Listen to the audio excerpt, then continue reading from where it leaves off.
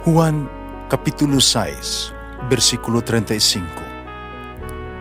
Si Jesus miingon kanila, "Ako mao ang pan nga naghatag sa kinabuhi. Ang muari kanako dili nagayod gutomon, ug ang mutuo kanako dili nagayod uhawon." Ang mga puno Pan sa kinabuhi.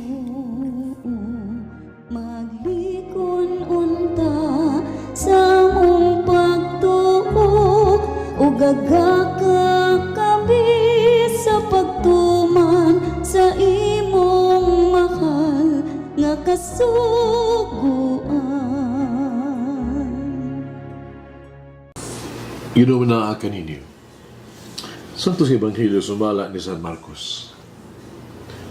Ibalik sa Jesus sa sinagoga, dito'y tao nga duy kuyos nga kamot. May tao usab dito nga naniin pag-ayo kung ayuhon ba niya sa Jesus ang tao sa adlaw ipapahulay. Doon na sila ikasumbong bato kaniya. Si Jesus miingon sa tao nga kuyos ang kamot. Dool nga rin sa tubangan. Nga iyang gipangutana ang mga tao. Sabay gitugod sa itong balaod nga angayong buhaton sa adlaw ipapahulay. Magtabang ba o pagdaot? Pagluwas mas kinabuhi sa tao o pagpatay?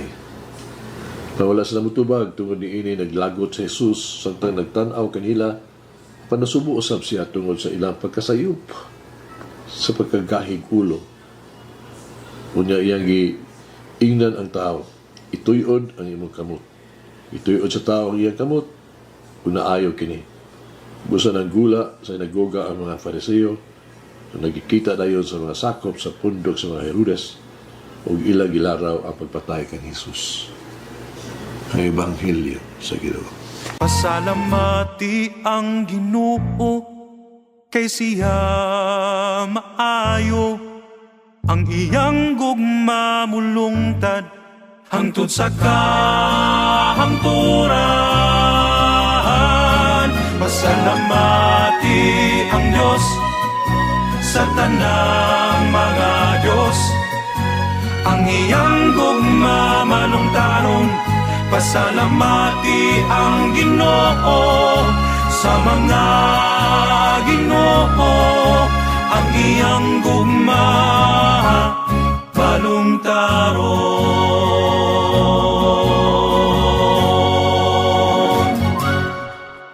God does not want us to suffer. Hindi gusto ang Ginoong ito mag-antos kayo. Sa Ebanghelyo karon, mabasa nato, no? Nang nagmabilin sila nga hilom. Nga naman, nga bisan unsa ang ilahang mga tubag, napakita nga literal sa ilang paghubad sa balaod, na nagpanayag nga sila dili sensitibo sa pag-antos na itong mga tawhana nga gisigutan sa Ebanghelyo karon.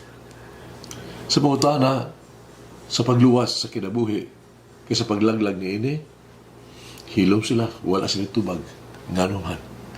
Kung sila gun mo tubag, ang ilang luwason ang kinabuhi sa adlaw ipapahulay, sila usap mula pa sa balaod sa adlaw ipapahulay. Gani dili unta nila dapat akusahan sa Jesus na naglapas sa adlaw ipapahulay sa pag-ayo niya sa mga tao nga dihay kuyos nga kamot. Naghilom sila. Wala mo tubag. Tungod kaya nakita nila ang kamatuoran nga si Jesus sa mga pulong ni Jesus, sa mga buhat ni Jesus. Dumili sila sa pag-ila sa kaayo sa mga buhat hinoon ni Jesus. So nakakita sila. Nabutaan sila ang kasilag ni Jesus. Sila adunay ilang personal nga kinahakang ilang hakog na agenda. Imbis na pakita sila kaluoy, sila naginoon napakita pagsumpak. Kini mutabang bidangop sila hinoon sa kalaglagan o pagkadunot. Ang aksyon ni Jesus sa Ebanghelyo karong adlaw nagpunting na ang kabubuton sa Dios mao ang pagluwas, ang pagtubos sa katawhan gikan sa pag-antos o sa mga sala. Dili gusto sa Dios nga mag-antos ang tao. Gusto sa Dios nga ang tao tabangan ug ayuhon. Ang Diyos nagtinguha lamang sa ato ang kaluwasan. Kanang Ebanghelyo nagsulti ka nato, Ang tao, kinahanglan tabangan kanunay. Kung dili ingong ipospone ang itong pagtabang kanila. Ang kaluwasan sa mga tao, labaw sa tanan ng mga lagda o relasyon. Kung sila angay isakripisyo ang mga tao tungod lang sa mga sistema o struktura. Dili angay. Ang kaayuhan sa mga tao, hinungdanon jud kaayo. Mas importante kini kasi seremonyas. Sa ingon, ang mga tao, kinahanglan dili gamiton alas seremonyal o pagdekorasyon sa mga katuyuan. Nung dumi, gusto sa Diyos kinunay ato ang kaluwasan.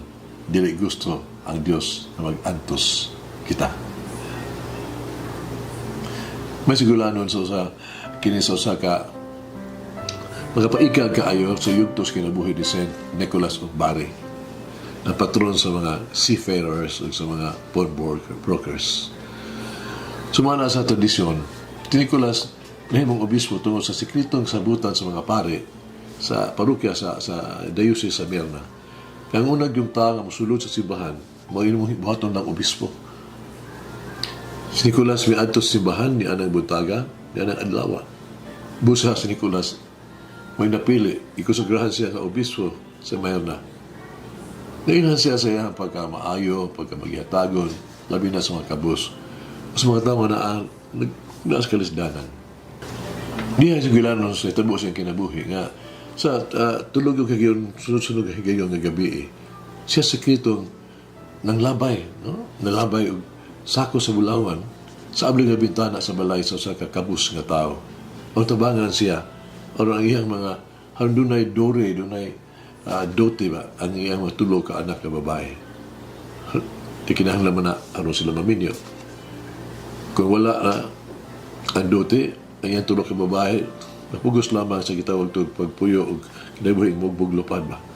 Prostitute. Kining sulundong buhat sa kaluoy, naghatag niya og dungog, ingog tigdala sa mga gasa. Bearer of gifts. Dayon siya gihulagway nga nagkupot sa iyang wala nakamot og tulo ka sako nga bulawan ug sa ulahi hulagway ingog mga mansanas o bulawan o mga bula. Magsuon muna siya legend sa Santa Claus. Legend ka na. Mahagit siya buhay. Atong paningkamutan, nga dili mo labay ang usa ka adlaw, nga dili makita makabuhat o maayon mga butang. Makasulti mga pulong sa Dios katong atong isig katao. Magampo kita.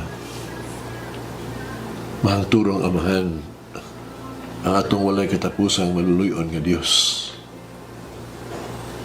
Tuguti ako makita kanunay o mga oportunidad din ako makaalagad kanimo. Mahigog man kanimo, magsunod kanimo. Tuguti ako kanunay nga adunay kahigayon nga ipaampit ko ang imong kaayo. Ang imong grasya kato sa uban. So I promise you today, I will help, I will give, I will care, I will serve, I will love, and I will forgive. Amen. Oh, Mary, teach me to respond to the needs of others immediately. Pagmalangin ang Diyos magagahom sa tanan, Ama, Anak, Espiritu Santo. Amen. May the Lord of the divine mercy bless us all, heal us from all diseases and suffering. Ayun unta niya kita, tanang mga sakit na sa lawas o sa kalag, body and soul. In the name of the Father, the Son, and of the Holy Spirit. Jesus, I trust in you. Amen. Whoever eats the bread of life will never hunger, says the Lord. Kay galaan inyong paghati, ang pagpaambit, ug hamubong pamalandong sa pulong sa Dios pinaagi sa tulumanon. Pan sa kinabuhi nga gidumala ni Monsignor Daddy Silva.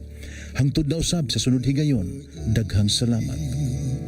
The bread of life.